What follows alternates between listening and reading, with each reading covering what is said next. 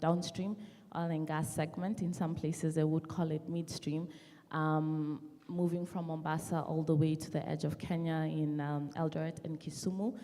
We have consolidated tankage as well as pipeline systems, and the only refined products pipeline system in East and Central Africa. So our reach by extension or as a conduit has been as far sometimes as Central African Republic, but we mainly serve Uganda, Rwanda, DRC, the eastern side of it, South Sudan, sometimes Burundi, and we're definitely looking into creating further access into other parts of the region. We have, of course, penned the G2G agreement with Uganda and have done so, are doing so as well with Rwanda, and you'll soon see DRC on board because really it is the only other frontier to consider. I am from the private sector by training and experience as an oil and gas trader. However, I joined the government to try and help formulate policy around, indeed, as Ken mentioned, energy access, because we needed to disrupt the burden that is shared to the lowest, the lowest access of consumers who do not have the capital, but also to see how to actually work through this energy transition. And it is actually squarely my job to think through how that will happen, and to do it in a manner that both benefits our country and our economy as well as our company, especially one that's is seen or considered to be a huge contributor to the carbon load that the globe is allegedly trying to fight. So indeed I am very grateful to be part of a conversation where we're talking energy transition, because it's mainly usually considered an energy, more power-oriented conversation. Thank you. Thank you. We'll come back to that allegedly. Kiara. Thank you, George. For me, it's really tricky to sit here, and I'm trying to introduce EPRA, and the DG was in the other panel, so I'll be repeating myself. But maybe I can speak a little bit about my career and say most of you have known me working in the Ministry of Energy for a long, long time. Now I have changed my heart from government to another government. Now I'm no longer doing policy, I'm doing regulation. So I'm tasked on developing regulations for the policies that I developed. So if my policies are not good, then the regulations will not work. So it's really a difficult thing, especially now working on the energy transition. But the conversation is mainly on renewable energy. But as my colleague has said, we are talking about the just transition. Noting that, for example, petroleum industry has employed quite a lot of people. It is also contributing a lot into the economy. And we cannot just move, just as George has said, you cannot just close the door and say, now we move this way. So that's why we have this conversation today. Thank you. Asante. I think we'll start with you, Kihara. I know you deal with many, many different things, but I really just want you to give us a flavor on the green hydrogen side. Was it last month again, we launched the green hydrogen guidelines, very interesting event on a public holiday. But what do you see in it for us? What do you see in these green hydrogen developments for the Kenyan economy from where you sit? Thank you, George. Green hydrogen is a conversation that I think we started from the ministry. I sit in a very unique position because we started green hydrogen at the ministry. I was working at that time there. We came up with a strategy. Just after we launched the strategy, I changed the hat to EPRA, and then we had to put one of the things that we had to do from the strategy is prepare the guidelines. So I changed to EPRA, and then we have to come up with the guidelines. But I don't take that. My colleagues had already started on that. I just came to eat the cake when we're launching the guidelines. But the point is, we are talking about a nexus between agriculture and energy, something that has not been there for much. We have been talking about a nexus between water and energy, but now we are talking about food security, agriculture, and energy. In this case here, we are able to produce green hydrogen, and in this case, we are able to produce ammonia. And ammonia is a constituent of nitrogen, what we call nitrogen-based fertilizers. So this is a very big opportunity for Kenya, where Kenya has been importing a lot of their fertilizers. Take, for example, KTD, and their farmers all over the country importing all these fertilizers. We are talking about a lot of exchange of foreign currency moving out, which we can be able to hold here. And the reason we are able to do that is because we are endowed with a lot of renewable energy. We are talking about geothermal, solar, and wind, which can be able, we are able to utilize to produce green hydrogen for manufacture of fertilizer. This is something that when you're doing the strategy, we saw as the low-hanging fruit that we can be able to achieve very fast. At the same time, we're also talking about transportation. I know we have been talking about EV for a long time, but EV works best when you are looking at passenger vehicles. But when you talk about long haul or long distance vehicles, moving goods from all the way from Mombasa to Kampala to Kigali to Kinshasa, in this case where the DRC is part of East Africa, then EV may not really work perfectly for such cases. And there's quite a lot of studies and such, and research being done to see how we can have green hydrogen playing a big role. You know, green hydrogen being an energy carrier, it will play a very big role in both fertilizer and transport. But there's also another thing. As you are aware, George, some parts of our country are yet to be electrified by the national grid. So currently, government spends a lot of money on diesel to power some of those major towns. I'm talking about Madeira, for example, Lodwar, and such. So there's a lot of money being utilized for diesel. Not only the cost of diesel, but also the cost of transporting that diesel from Mombasa to Nairobi all the way to Madeira. So we're also looking at a situation where Madeira is a good place where there's enough solar, so can be able to generate green hydrogen and store it for power generation. So there's quite a lot of opportunities for us, and I think we really need to deep dive into it and see how this works for our country. Thank you. And perhaps before you move the mic, on the research side, what are you doing now to kind of support these initiatives on green hydrogen? Thank you. You have mentioned about the guidelines. This is one of the documents produced by regulator, the authority, as a precedent to regulations. And this gives a certainty for anyone who wants to come with the business of green hydrogen, green ammonia. It gives you what the process that need be followed. Is it an expression of interest to the Minister of Energy? After that, you need to come to the regulator to check on the safety. No, the issue of safety is very important. Sustainability. To produce green hydrogen, you need to use water.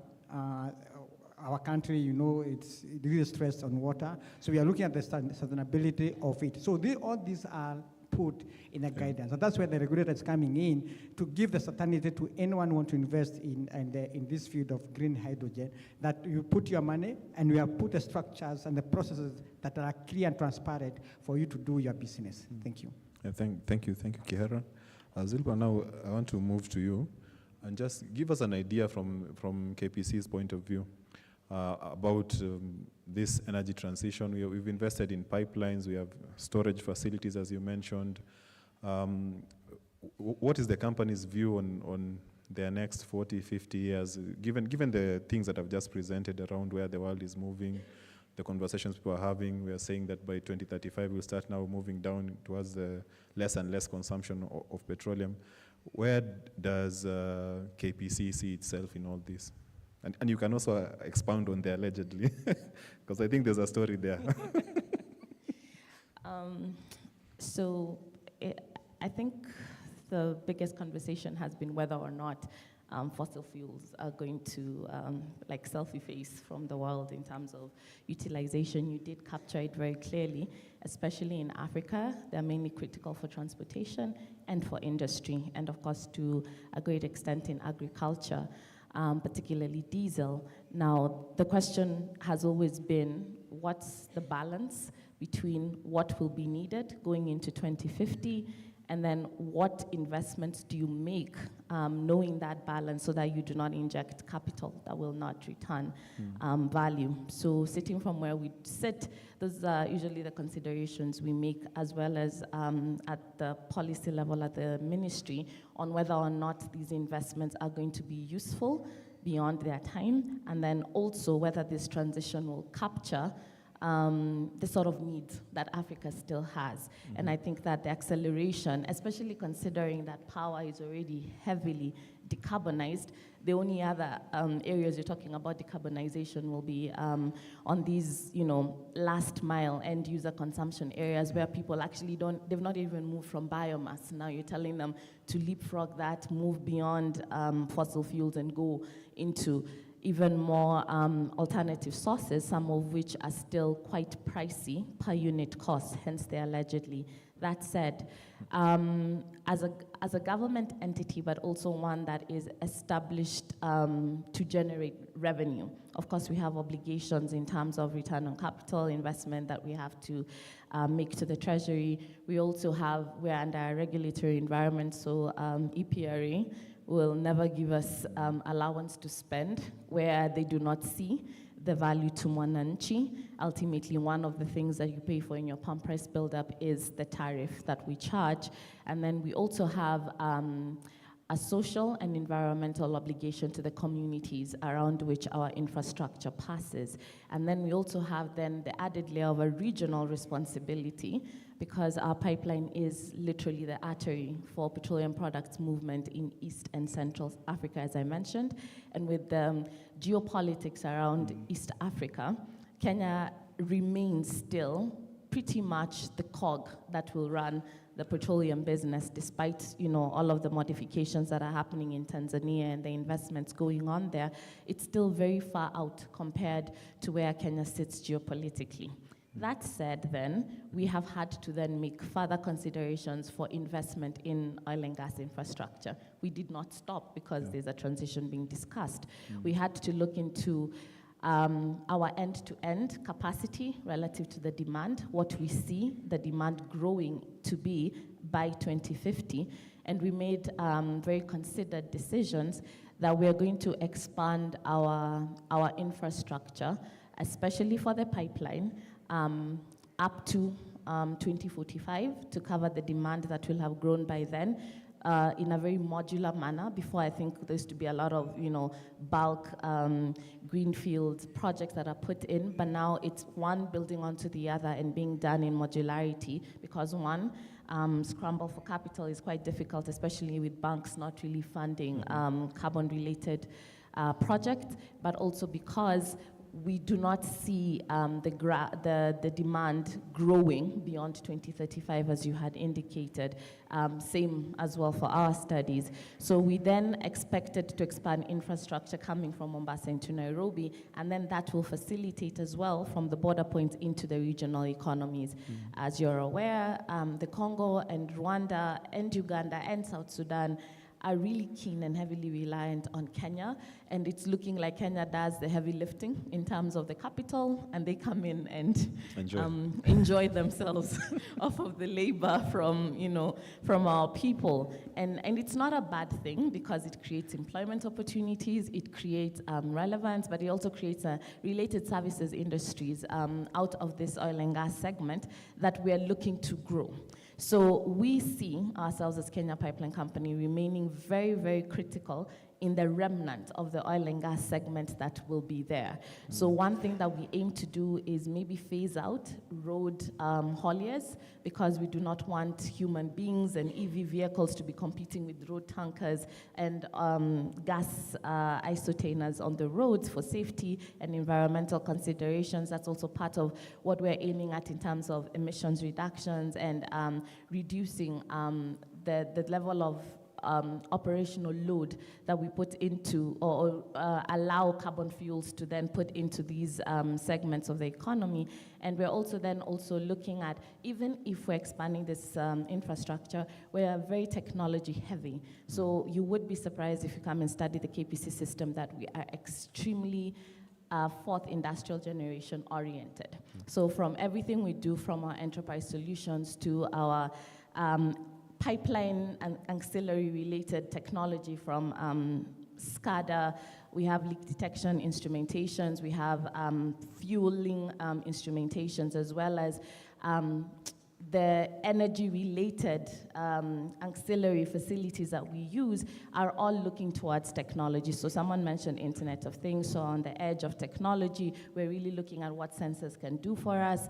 We're also really looking at how we can integrate what exists in the outside world, having benchmarked a lot with Canadian farms, British farms, on what their pipelines are doing relative to what ours are doing, so that anything we build is looking into future technologies and will outlast the need to reinvest in pipelines beyond 2045.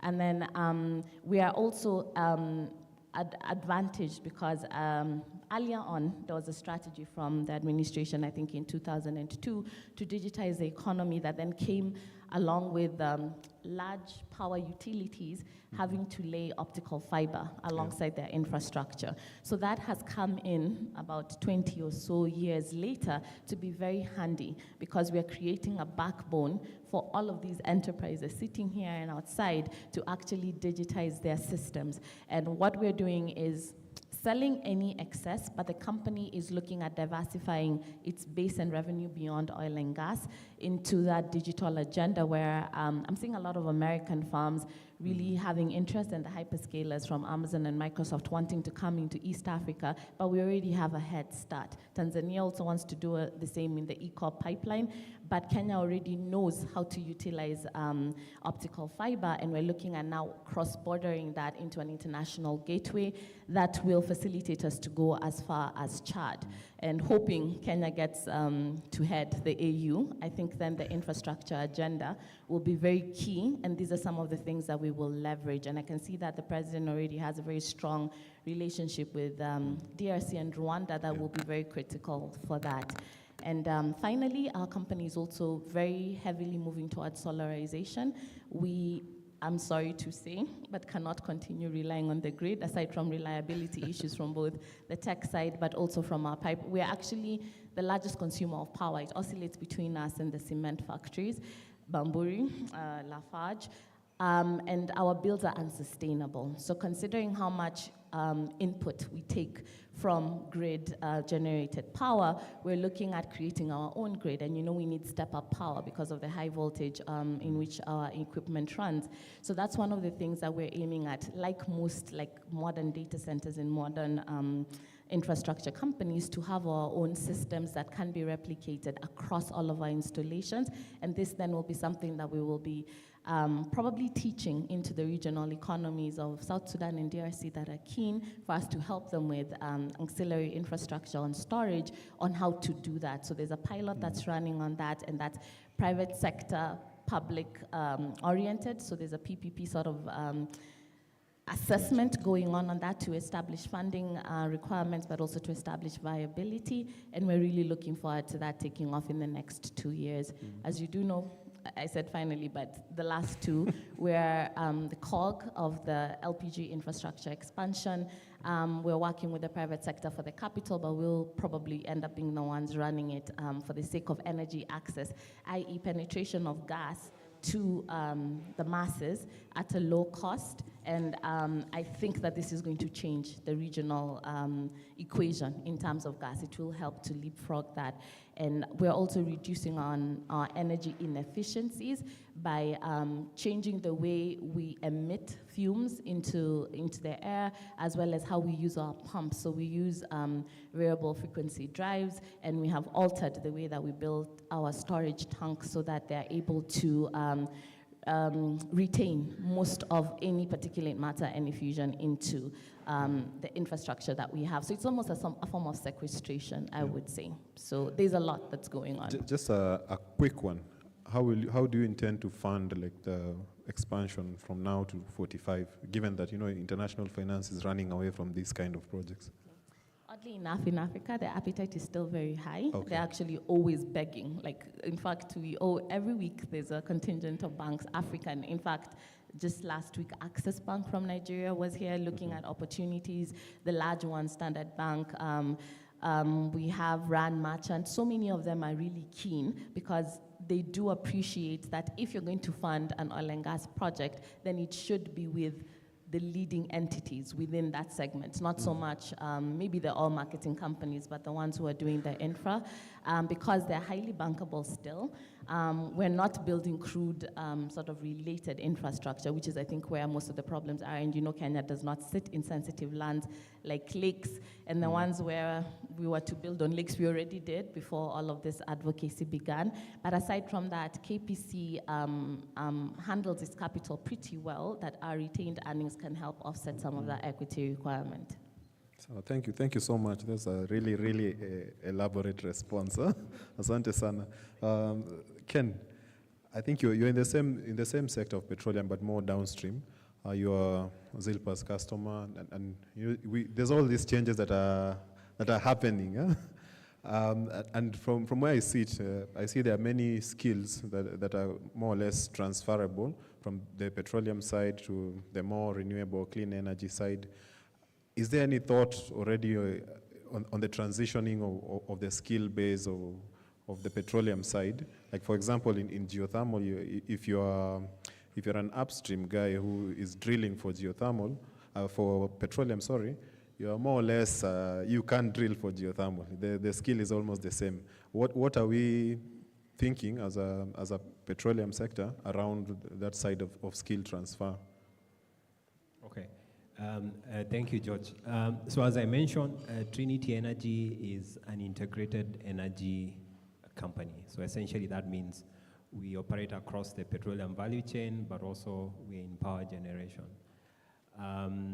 Now coming specifically to your question, in South Sudan, we're already building capabilities around to support the oil and gas industry, the upstream oil and gas industry, primarily drilling services, engineering services that are related with connecting field surface facilities.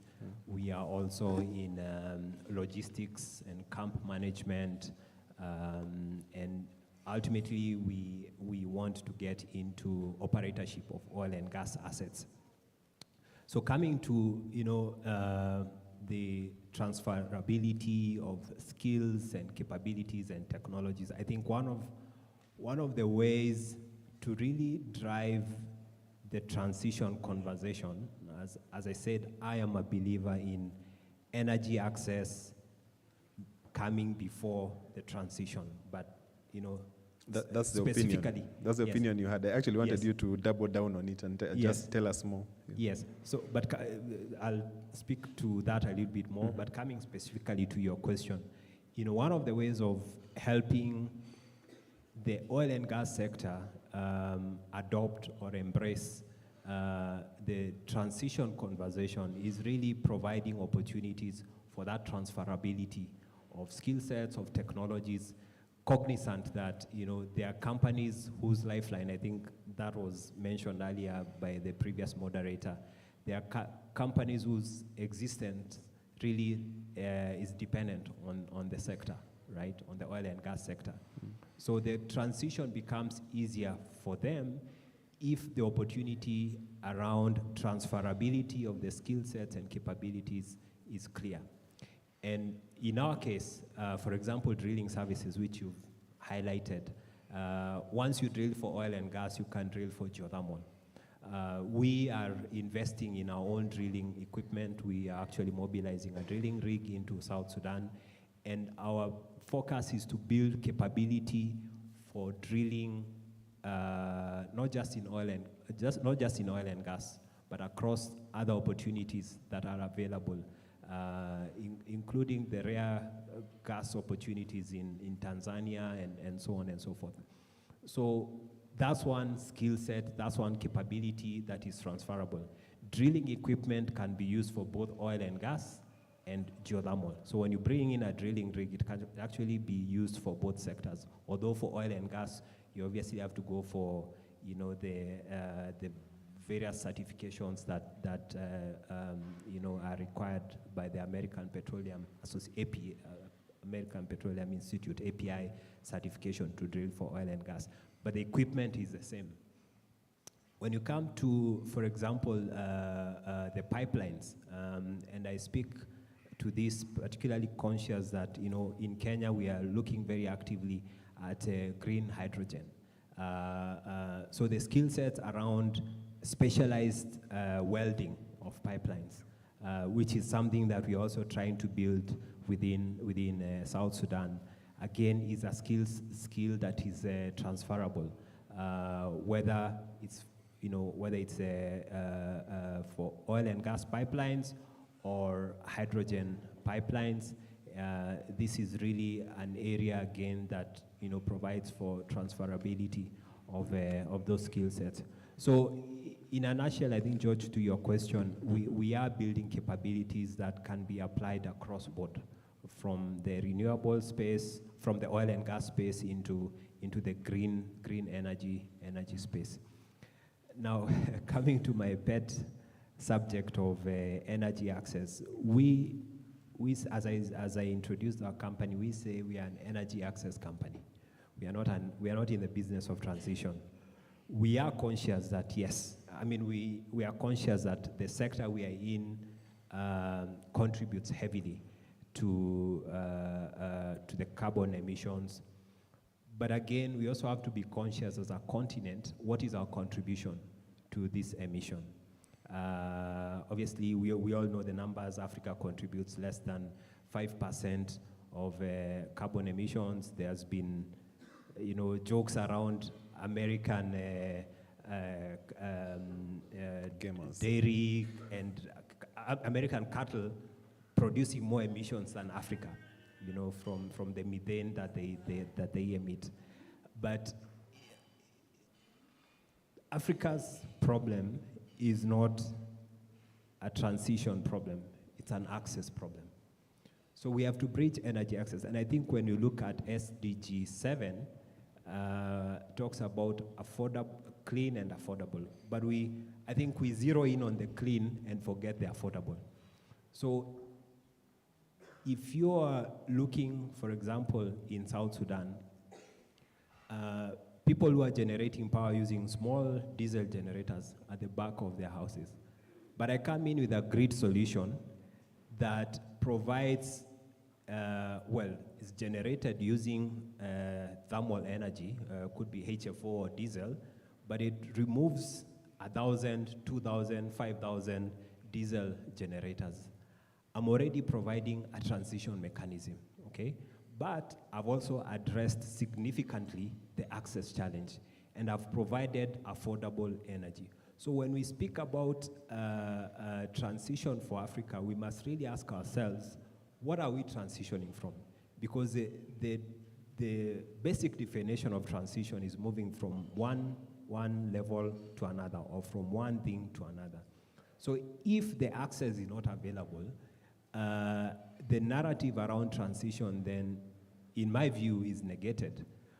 And again, I think DG spoke to this. Fortunately, for some countries like Kenya, we're in a more privileged position. So the transition conversation cannot be one size fits all for Africa. It has to be within the context of each country. And that's why I'm giving the example of South Sudan. Now, Kenya can speak very effectively to the transition conversation because we already, I think 90%, I'm speaking within the setup of a regulator here, so my numbers we should be collaborated by the regulator. But go ahead. I think we are 90% of our generation is renewable, but not many countries in Africa have this level of generation that is green. So when we talk about transitioning the 10% for Kenya, it's a much easier conversation than transitioning, say, Egypt or South Africa that are relying on coal and all these other dirty fuels to generate power. And an even more difficult conversation for a country like South Sudan that does not have grid power, right? So I think the context is important, and that's why we say as a company, we are an energy access company. We are conscious we have to drive the transition agenda, but it has to be specific to the markets within which we operate. So for South Sudan, our focus is delivering energy access. For Kenya, where we operate retail assets, we are not yet in power. Maybe we'll get there at some point, but we are looking at transitioning some of our retail stations into EV. We are already in partnership with a company around putting up EV charging facilities. We are also looking at transitioning one of our retail stations into an auto gas station. So the conversation and the focus is specific to the context of each country. Yeah, thanks. And I think for the most part, most analysts would agree with what you're saying. And I think that's the essence of the, I think in the presentations we did see a point where they're talking about the just energy transition. The South Africans have, I think they call it the JET-P plan, something like that. So this more or less talks to their people who are working in the coal industry, the miners and all that, and how best they can, use the same skills, transfer these jobs into new kind of skill bases for renewable energy. And I think you've done a good job to kind of describe where their skills kind of match. And on that regional note, now I want to move to the next topic. This panel is really about many topics, huh? So just bear with us. Huh? So you are working on matters regarding the power pools. We know now, as we continue to transition, the importance of us being able to trade power will be much and much more key. Like you can have resources sitting in one country, demand in another country. From where you sit, what is your view on what we can do with the power pools to help us along in this journey of transitioning? Thank you, George. Let me begin by first underscoring the economics around the market power pool. And from the economic point of view, the argument around power pool is heavily brought about by the economics. So you will see, for instance, regions that are considered high utility regions or countries have an economic end or bargain to be able to sell those, to be able to access power from regions that are considered low-cost utilities. Mm-hmm. And subsequently, regions that are considered low-cost utilities have a case, a business case, or rather an economic case, to access regions, to sell power to regions that are considered high-cost utility countries or region. What that essentially means is, if I give an example, because I remember in the morning somebody said, the best way to put, or rather to bring context, to contextualize, is to bring an example. So if you look at Ethiopia, for instance, on average, you'll see their cost of power, like for instance now, we have an agreement with Ethiopia to evacuate power from their place eventually. My understanding is around less than 5 USD cents. Thereabout. I know you manage the regulators, IPPs. The regulators will moderate our conversation in terms of numbers, what actually is there. But basically, for an argument case, you can see 4 US cents per kilowatt hour vis-a-vis what we have on average, 8-12 US cents per kilowatt hour. So you will consider Kenya in that aspect then is considered a high-cost utility country. As opposed to now the Ethiopia and maybe other ecosystem. So in that case then, Ethiopia has a case to be able to sell powers to us. Mm-hmm. Meaning, in their balance sheets, the utility companies are charged in Ethiopia will be able to have clients that are international, or rather away from the border, cross-border. Yeah. And essentially, the benefit from us is that we are able to get the low-cost power. We mentioned this, and the whole conversation revolves around energy transition and every other thing. And you cannot talk my understanding is you cannot be able to talk about energy transition if you don't bring the energy access component into the discussion. They follow one another.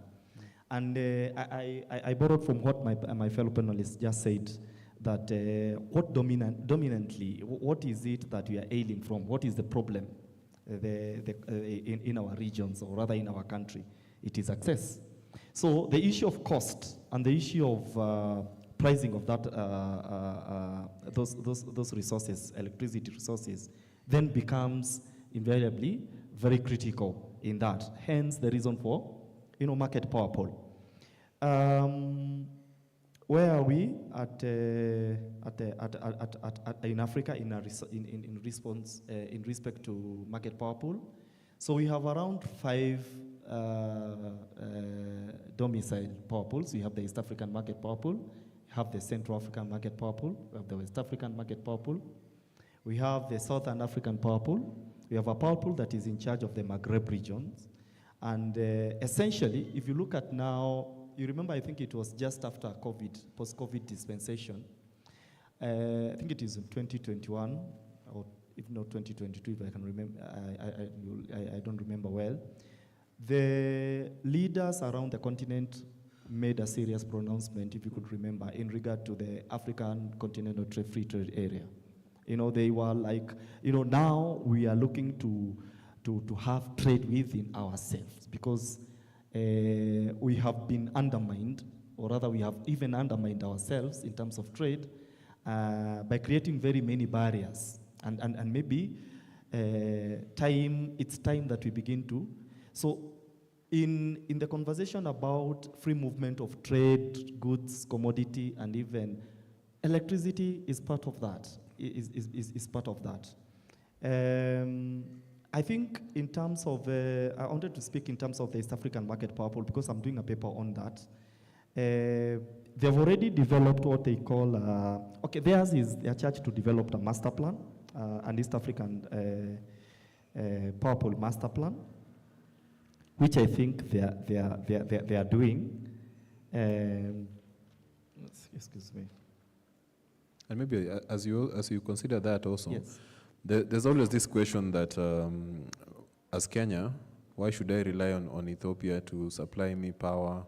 What if the government changes? And basically I'm trying to say, shed some light also on the research on the political or policy, political, economic, social kind of point of view. Like even you could argue the same thing about a regional transmission line crossing a place where there's a difficult land ownership thing, and the government has to push the people out of there because of the regional nature of the project. How are we, within the thinking of the pool, handling this, and is there research going on how best to handle that? Thank you so much, George. That's a very interesting question. That question rises squarely in the energy security thematic issue. And energy security was very much challenged in the COVID dispensation. And soon after the Ukraine,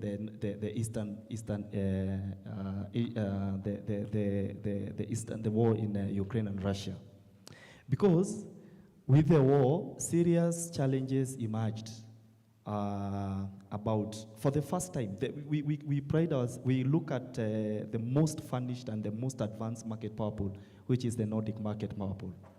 And in the Nordic market power pool, Russia significantly dominates.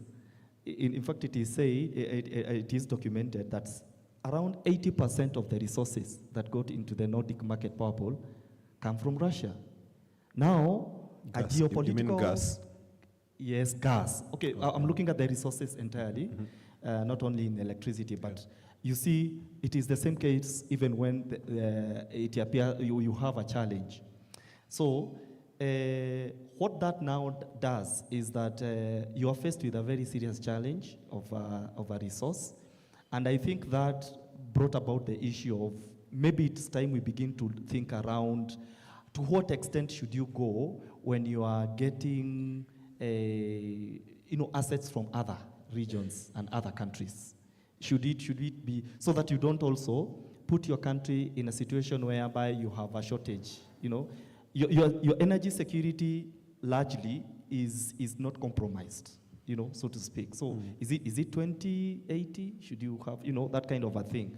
And I think that geopolitical situation arena did address to some of those issues. And I think policymakers also and researchers and even, of course, industry are thinking around that.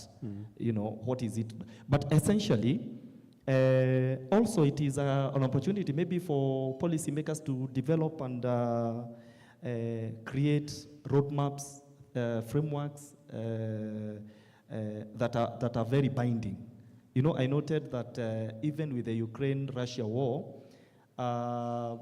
were it not for the international energy agencies that was used as a tool to be able to bring us that stalemate into a halt and be able to subsequently, it will have been a challenge. So maybe also, in as much as we are saying we should not be able to take significant amount of resources from other regions, maybe also it is time to begin to think what are the frameworks and instruments that each region can be able to subscribe, that even when there is a challenge, for instance, the geopolitical challenge that we saw in the Ukraine, then national interests are not compromised extensively. Thank you so much. I think you've seen. I was trying to get to kind of expose the sort of issues that you could research on. As we try to move in the direction my presentation was showing, these are some of the issues that actually we as researchers locally would need to look into. You know, there's no point of you doing a redundant research when you can actually look at what can we do to ensure that political situations shield our grid. How do we handle energy access versus transition? How do we ensure that our existing investments like Kenya Pipeline Company can also, you know, move along in the transition? And things like green hydrogen, how do we, what sort of research areas are there? And I hope for those who are inclined to research, I hope you've sort of picked out the things, the interesting things that if you research on would be useful for industry today. I don't want to be standing between you and your lunch, so I'll not ask my second round of questions. And I'll just now come to the audience and maybe take questions from the audience. You introduce yourself, just tell us your name, the organization you're from, and make it a question, not a comment. Tafadhali. Yep, we'll take one there.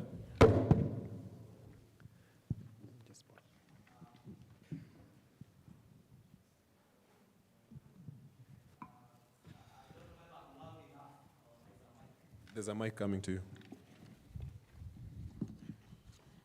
Thank you. My name is Jack Modomi. I'm here under KEPSA invitation, but I represent Kiringa Hydropower. It's a good forum. I will not make a comment, but we had a no matter, a silent pact with Engineer Kiara, not to ask a question, but I must ask. Yes, the first one goes to you, Engineer Kiara, about green hydrogen, and I am worried. Do we have success stories of green hydrogen worldwide, or it is a concept which we are trying here in Kenya to create a market? Why I'm asking is this. For you to do even one plant viably, I guess it would take like 300 hectares of land plus 300 megawatts of power, which EPRA is not even ready to give projects. And then beyond that, you cannot carry even that hydrogen. You have to use it in situ. I am wondering, this beautiful technology, how helpful will it be in our dispensation?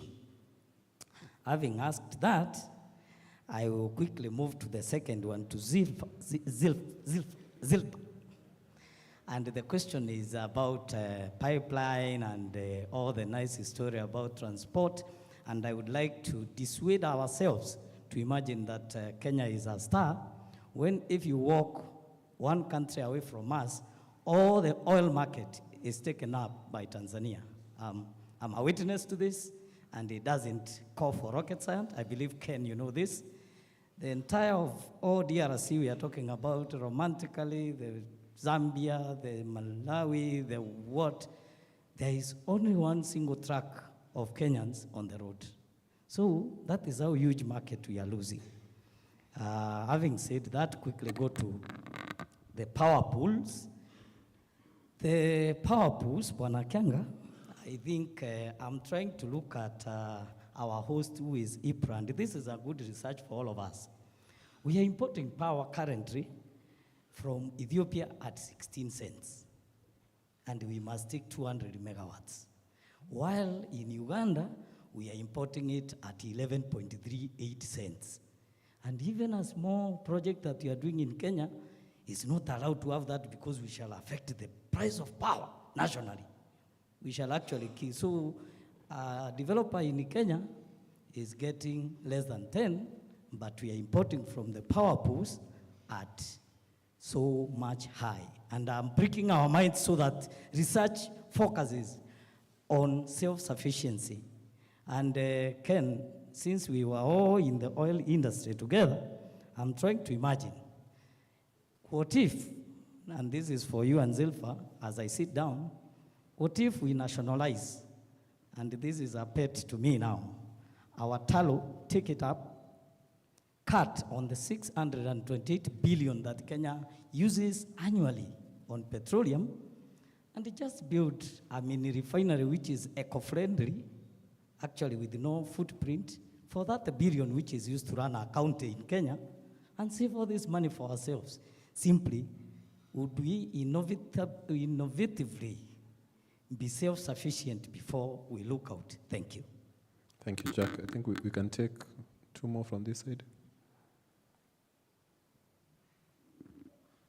First, the lady in front.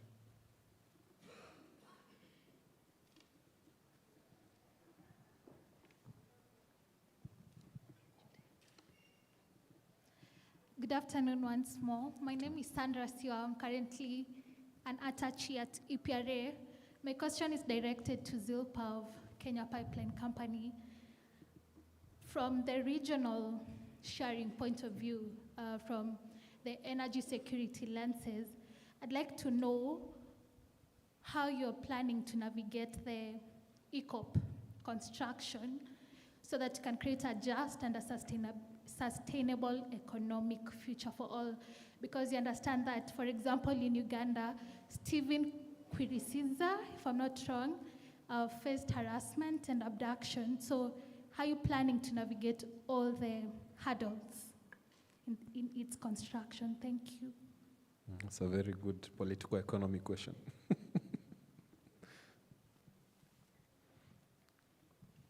Good afternoon. My name is Duncan Dego from the authority. My question goes to Mr. Thuo on the power pools. I agree with the previous speaker that one of the disadvantages of these power pools is that they could have a cost implication which is higher than what we have in the domestic jurisdiction. However, I'm looking at the issue of security in terms of power supply. And my question is, probably this would be catered for in the market rules. But do the market rules make it an obligation for market players or market participants to supply power, or is it a voluntary, market? So to speak, all the utilities will go into the market, but is there an obligation for them to supply that power, or it is just voluntary? So this has got to do with the security. Thank you. I think we can take one more if there's any on this side. On that side?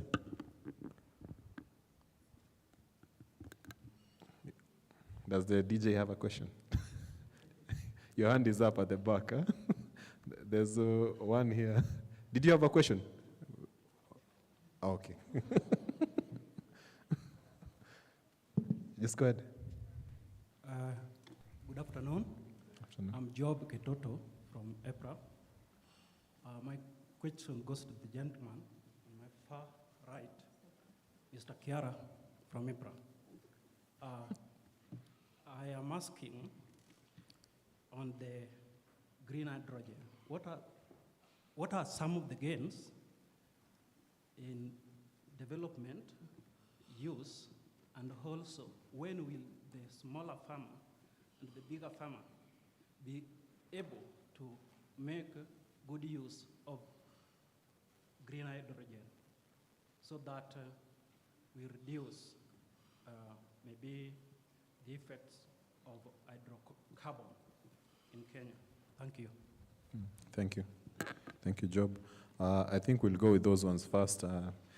We'll start from you, though, and then we work back to Kihara. Okay. The question from the gentleman about the cost of power from the exogenous from other member states to our region being high. I think that's not accurate. And thank God we have EPRA here. The cost of power we are getting, for instance, from Ethiopia is so much less than I think even 4 USD cents. 16. No, I think we'll let the numbers. Kiara, on behalf of EPRA, Kiara will give us the comes numbers. here, can be able to tell us what the ministry. Equally, and it is, look at it even from the power we get from Ethiopia largely is from hydro. Hydro is like the least technology when it comes to. The same with Uganda. I also don't think we are evacuating very expensive. Remember, Uganda already, even from their financial models, and it speaks also to the Kenyan, most of the hydro generating powers have already even finished paying what they are doing right now is they are only observing their operations and maintenance costs. The overhead costs were done long time ago. It's one of the oldest technology I think we have.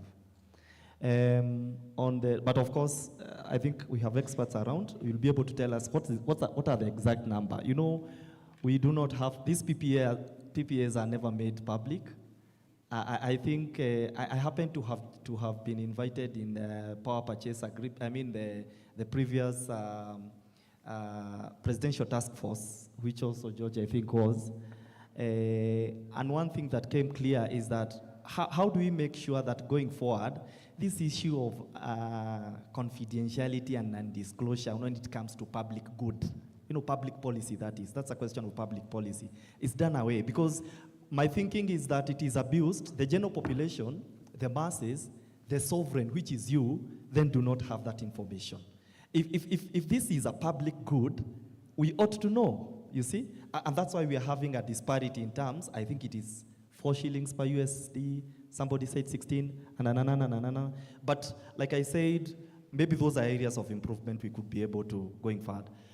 To Duncan, who talked about the issue of energy security and does the utilities in the member states have an obligation? I think those are now the work in progress that are going down when the East African Power Pool formation is taking shape. You know, they are arranging. These are things that are coming up that are becoming issues of concern. That how do we go about it?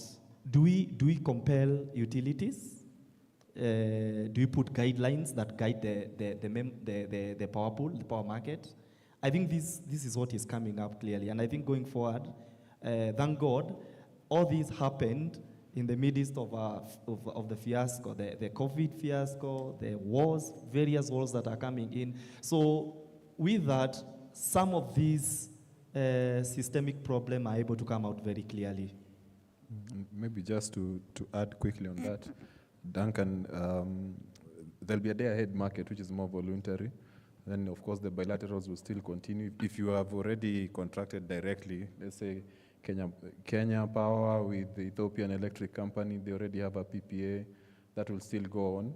But still, I think they were planning to have a day-ahead market launched by the end of 24, which now is completely voluntary. You have the power, you can supply tomorrow, you sell. If not, you don't.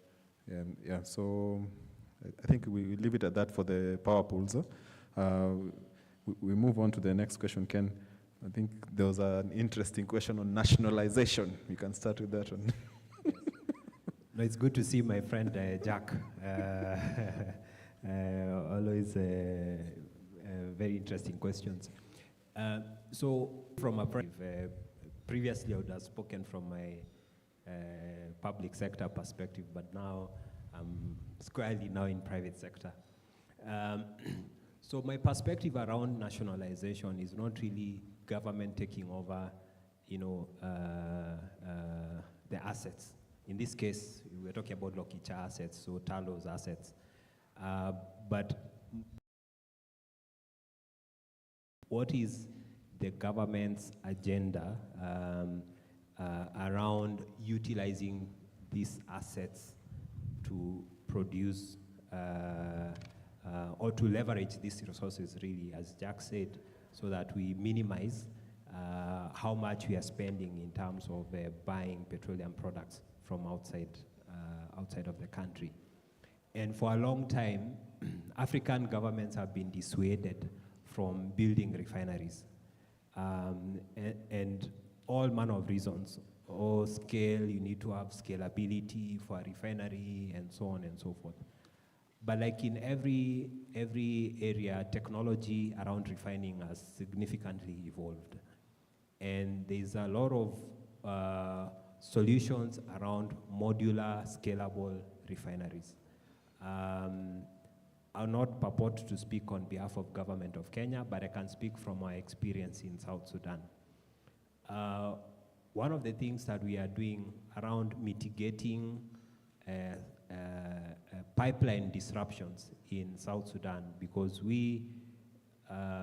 South Sudan exports its crude oil through Sudan, and as you know, Sudan has become significantly destabilized. We don't see stability coming to Sudan anytime soon, and there's been several disruptions along the pipeline. And as a company, we are critically now looking into a modular refinery to serve as a way of mitigating this disruption, but importantly also to serve the regional market, which will be primarily Ethiopia and also South Sudan itself. And I can confirm that the solutions are available around modular refineries that can be quickly and easily deployed. We are actually looking into this. They may not be as cheap as Jack has mentioned because of the uniqueness of East African crudes. East African crudes are waxy. They are sweet in terms of the sulfur levels, but they are extremely waxy. So that makes it difficult from a handling point of view. And for you to then avoid having a lot of sludge, which affects the economics of the refinery, then you have to get into crackers and other technologies that are quite costly, compared, say, to Nigerian crude, which is lighter and can be easily, converted without, not necessarily a very complex refining process. So this is what would make a modular refinery in East Africa more expensive than a modular refinery in Nigeria. As you know, Nigeria adopted massively a refinery strategy, and they licensed, I think, over 20 modular refineries. They have struggled to operationalize those modular refineries for one reason or another. We know Dangote refinery was commissioned the other day.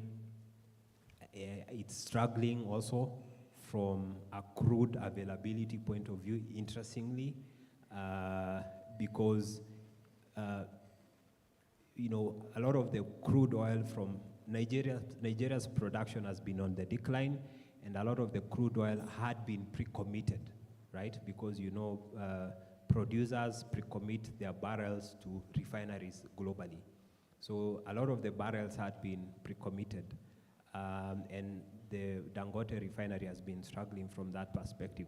So we have to think critically that nationalization path as we talk about our resources here, and the nationalization path has to be around government working with private sector to see what is the best utilization of the crude resources to ensure that we don't have, our resources in Lokicha being,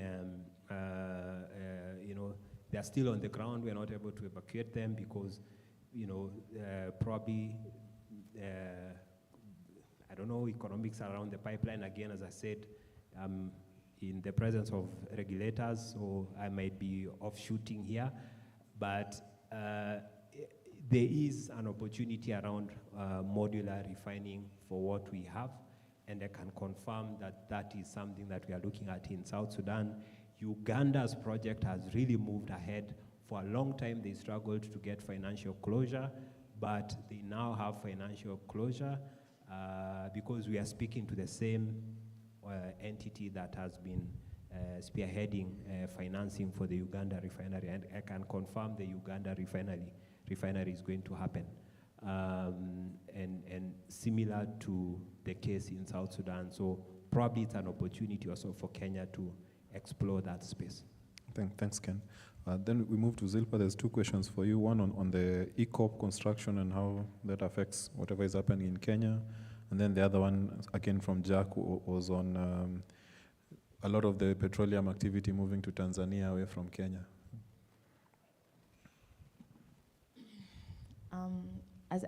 Just before, as a precursor to those two questions on the issue of refining, because it also affects our strategy, I hold a slightly different opinion than Ken on the refining assets in East Africa.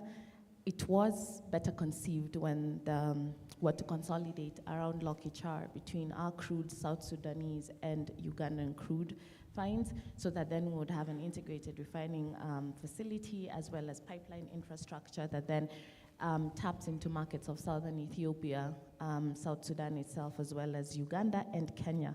But when the geopolitics altered the strategy, setting up individual refining capabilities in our analysis is actually not very viable. And actually, we were with Dangote at the Africa CEO Forum like 2 or 3 weeks ago in Rwanda, and talking about his refinery. Getting capital for refining assets, especially from Western and established banks, is extremely difficult because local ones are not able to mobilize as well. So when Ken talks about final investment decision having been made on the refinery, I know it's from the Arab Gulf, I always tend to ask myself, how long will that refining activity take you? How much demand are you looking at serving, and for how many years? And aren't you just, isn't it cheaper working with importation like it is for LNG and stranding the assets for a period than, trying to process it yourself across the barrel and still ending up with facilities that you will have to maintain consistently over a period of years? And that's how we got out of refining, because the crude that we were producing relative to what we were importing, even when blended and weighted, the cost was ridiculous. And unfortunately, governments cannot continue to sustain that. So unless maybe we outsource refining to the private sector and not make it a government utility, which then of course hinders security of supply within the energy trilemma. And so costs really are a big consideration here. And unfortunately, the EAC has not worked as per our own protocols and the Continental Free Trade Agreement. That said, our planning, especially in relation to Tanzania, expansion, ECOP, ETC, always has the regional dynamics at play. So as you will appreciate, the East African market is not as large as, for instance, the Southern African one or the West African one. And we're all scrambling because Tanzania and Kenya all have access to the sea. Tanzania has a larger coastline than we do, but they're farther out. They have the benefit of being in SADC as well as EAC, and therefore they tap into Southern African markets that we customarily don't. And their strategy for East Africa has always been to play for the same markets that we have traditionally controlled or dominated post-colonialism as Kenya.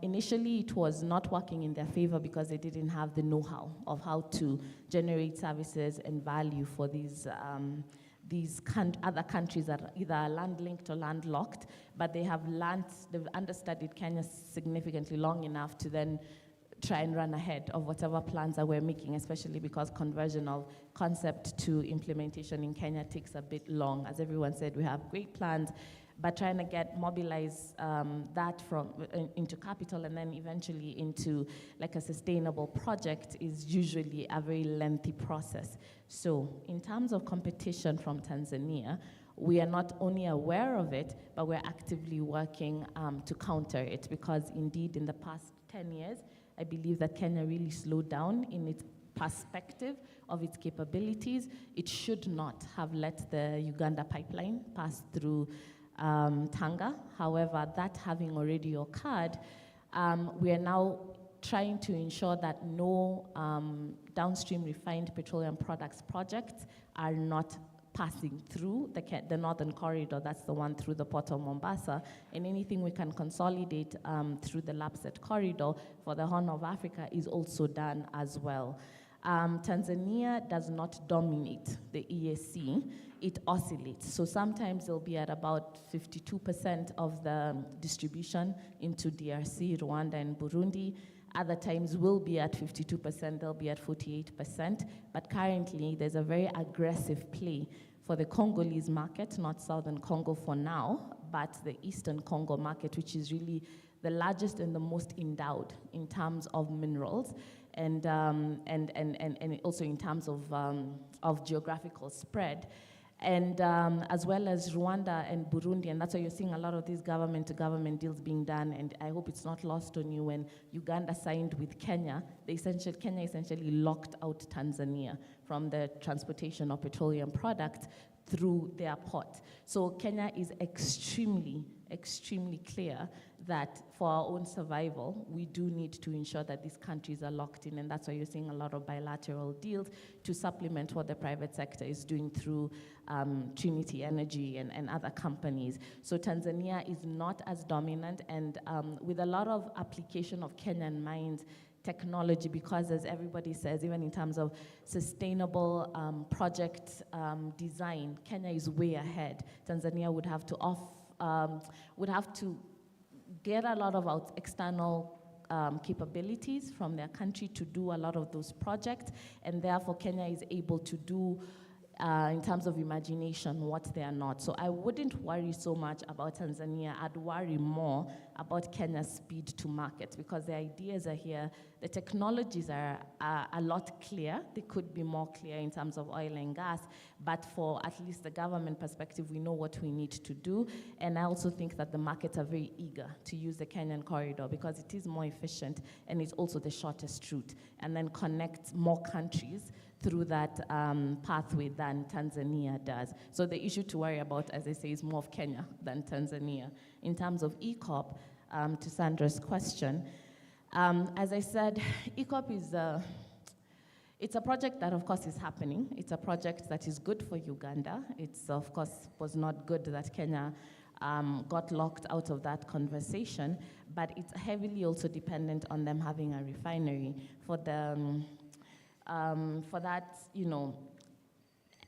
essentially extroversion of their assets to the international markets to be sustainable. They expected that with the refinery assets that they would be able to supply into East and Central Africa, with the biggest consumer by necessity having to be Kenya.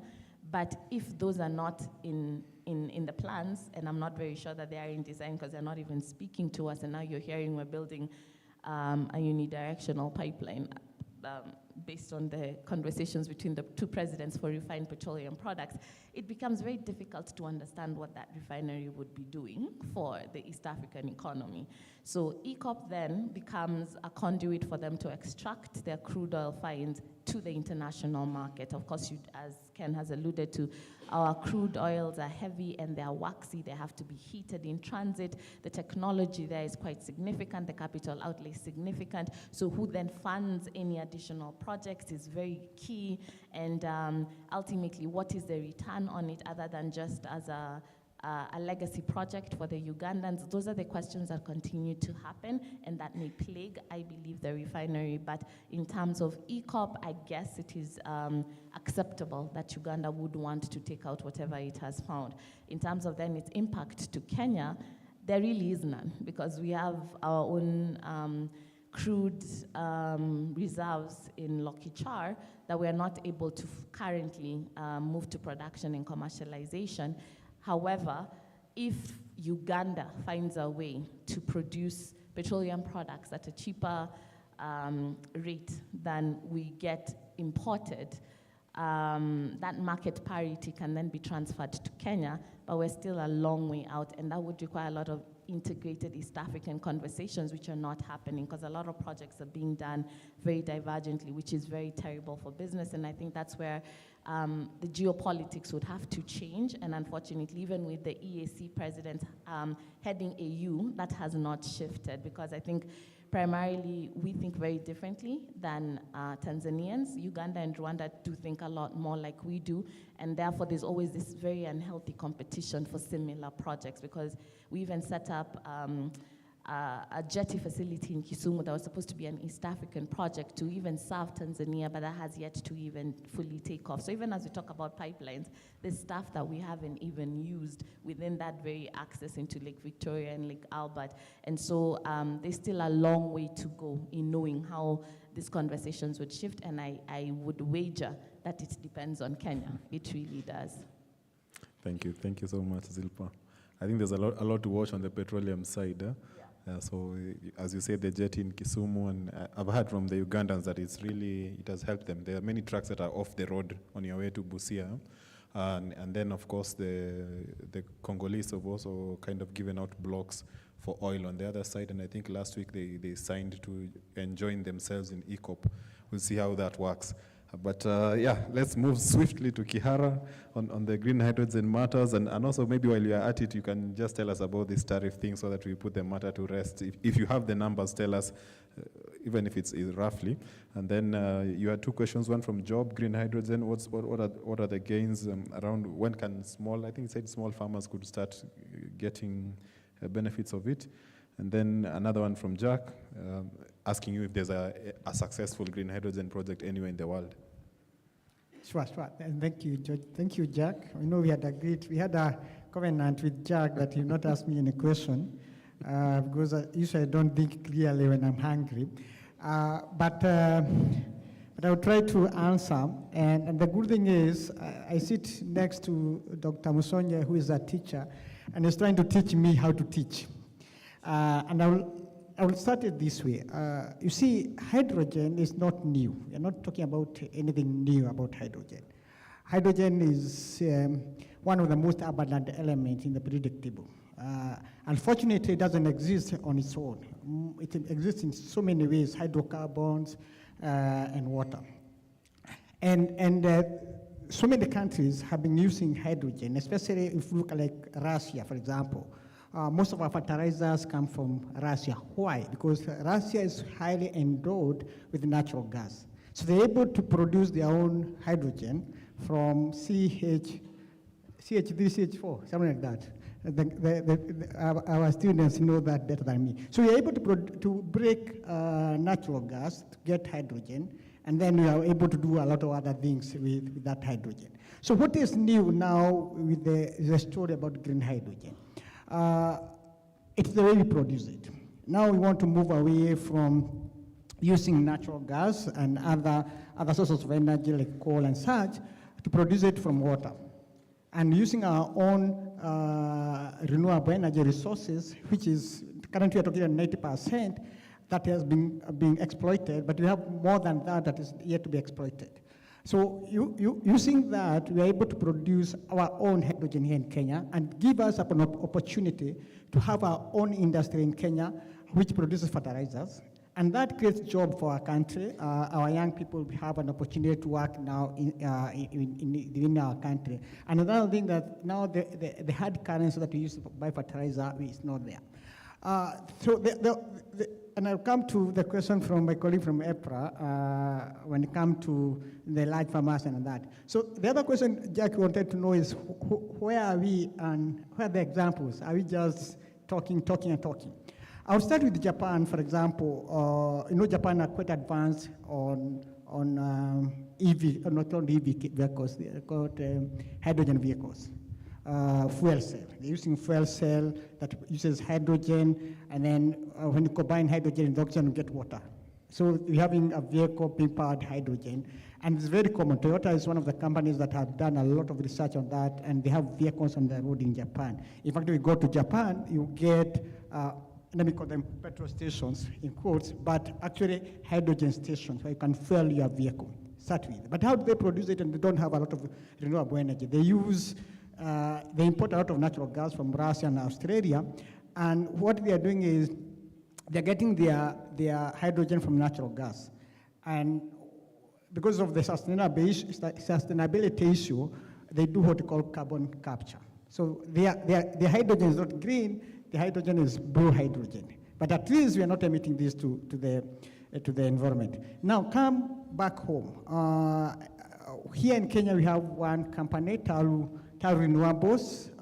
They have a 1 megawatt solar power plant, and they're using that solar power plant to produce green hydrogen in Naivasha for a company called Kenya Nut. I know most of you know about Kenya Nuts. I know most of you have eaten nuts somewhere. So Kenya Nuts have a farm in Moredat in Naivasha. In fact, near your school, just before you get to the school. And they are producing what you call, get green hydrogen to produce aqueous ammonia.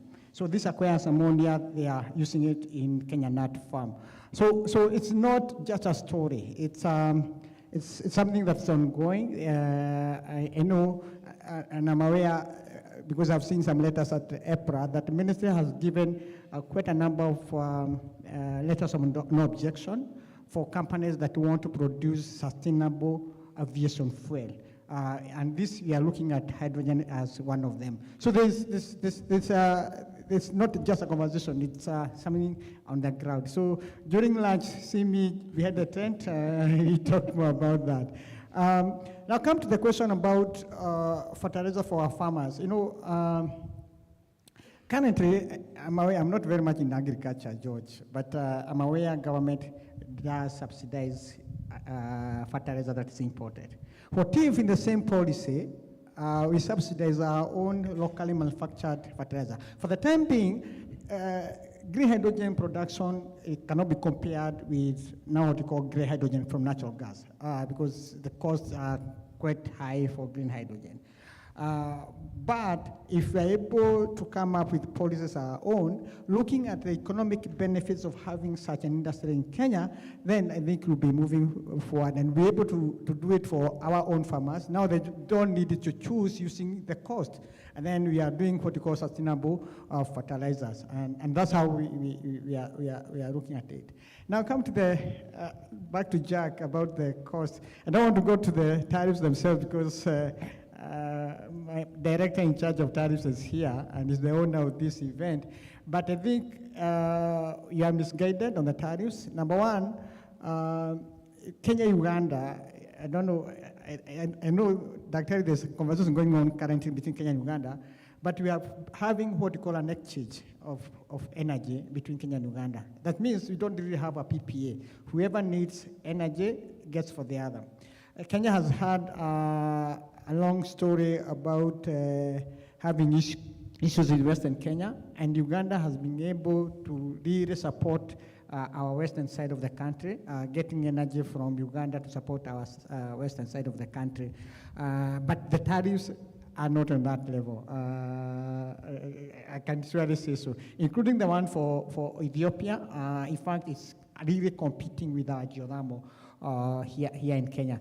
And I don't have the real numbers, actually I do have them, but it really makes a lot of sense to buy electricity from Uganda, which is also from hydro, so our numbers also go high on that side of renewable energy. Yeah, so that's what I can say, George. Asante sana, Kiara.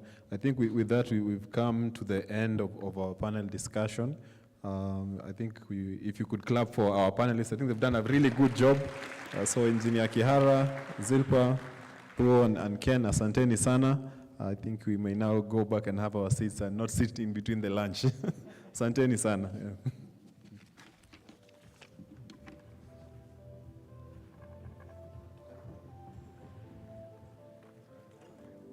Another round of applause to our panelists. And our moderator, George, I would kindly ask Letty, please, if you could please bring the tokens, and we will have a group photo.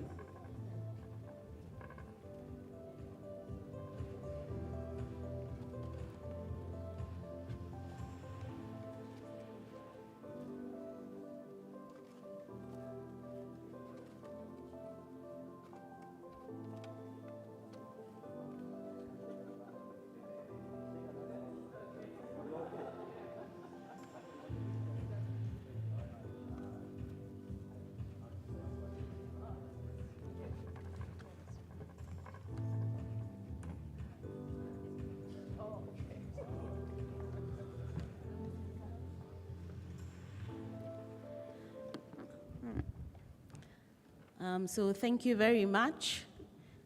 Before we get to the end of today's program, I'd kindly like to invite Dr. Mutua to give closing remarks. Karibu Daktari.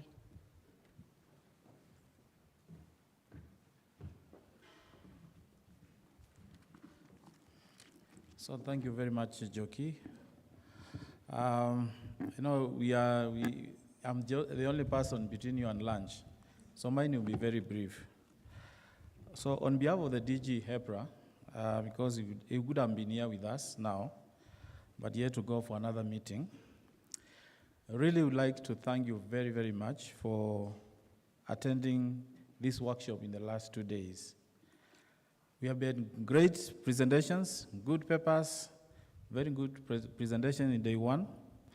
In the second day, we have had very great panels in the morning, and just the panel that has just ended on the energy outlook.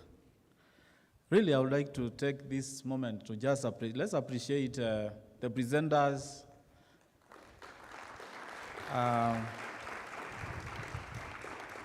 the panelists, and also the judges. Thank you very much. Secondly, just to say that there is much that we have learned as we prepare for the next year's Research and Innovation Week. I've noted just a few issues, 1 minute, that we need about $5 trillion US, in order to promote renewable energy and energy transition, which is critical, not for us, but the world. That is the amount of money we are looking at. I'm reminded by Professor Da Silva, who is not here, about the 3Ds and decarbonization. These are things that are very easy to remember, but very impactful. Decarbonization, decentralization, and digitization, especially with the young people. So even as we do research towards energy transition and where we are going into the future, those 3Ds are very important. And again, for the young people, the innovators, the private sector, and all of us, one of the things that also came out is that capital and finance looks for ideas. But it depends on how you package your idea. If the idea is packaged well, with good numbers, then it will sell. The nexus between government, as we have seen, EPRA, the Ministry of Energy, other agencies of government, the private sector, and the academia is critical in order to achieve energy transition and energy outcome. And we are committed to ensure that we share our knowledge with both the government, the private sector, and the academia.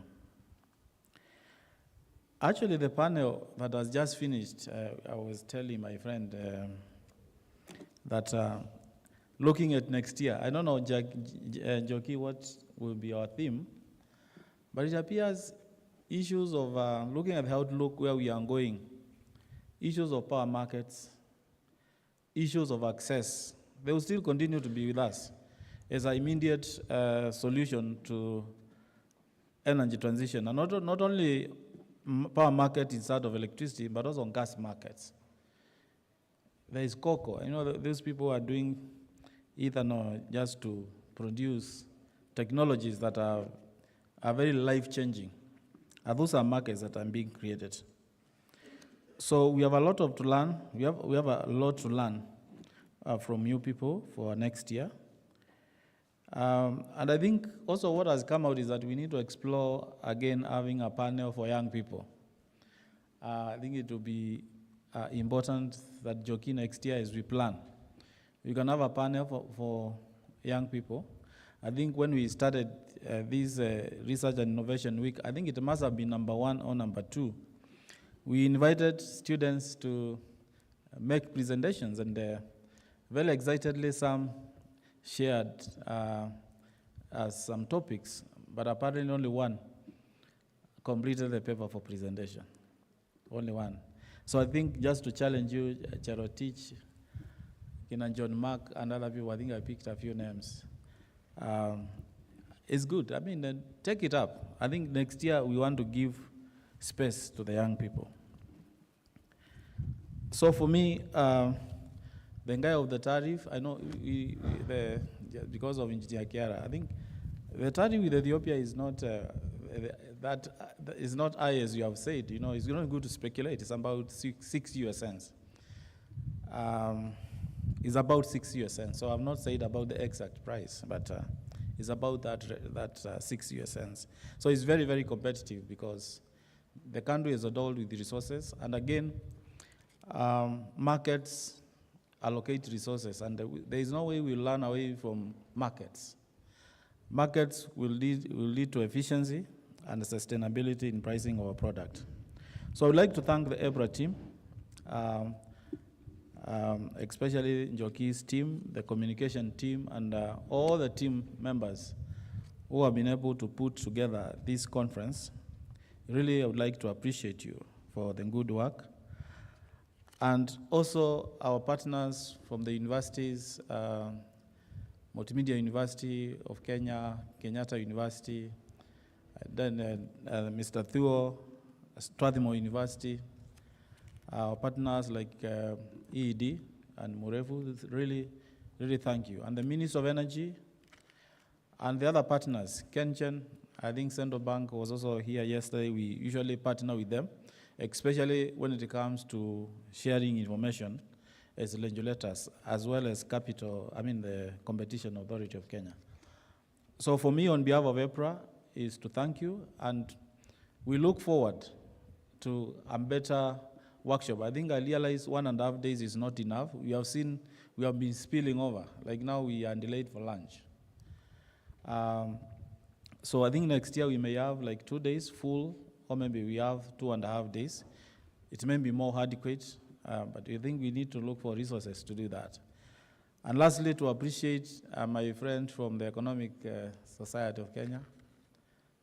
Thank you very much for coming and sharing to us decision-making on data. We also really appreciate it. So with that, I want to thank you, and we hope that even as we reflect on changing this country, we are going to participate in this, because this country is ours, and we are the only people who are going to make Kenya better.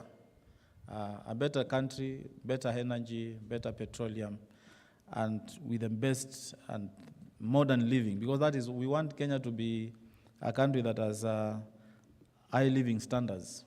And energy is one of the drivers that will be able to help us do that. So with that, thank you very much, and I wish you God blessings. Over to you, Njoki.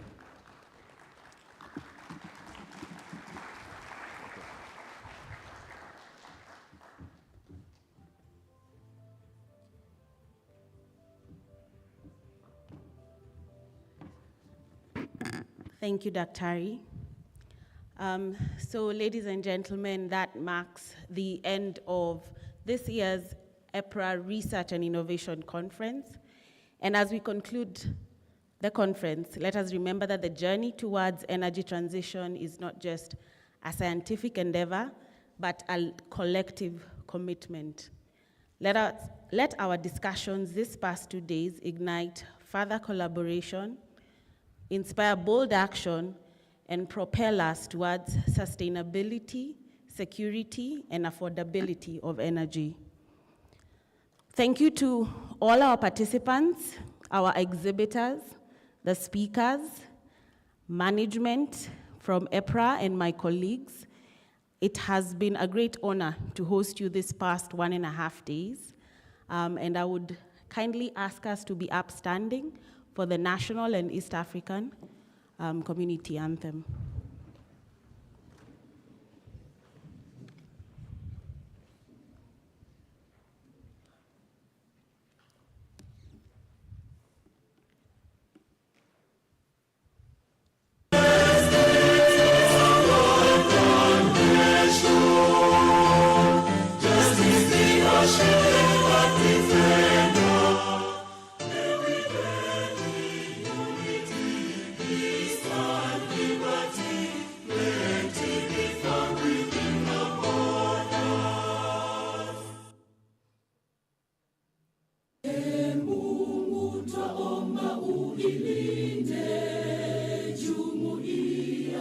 Afrika Mashariki, tuwezeshe kuishi kwa amani, tutimize na malengo yetu.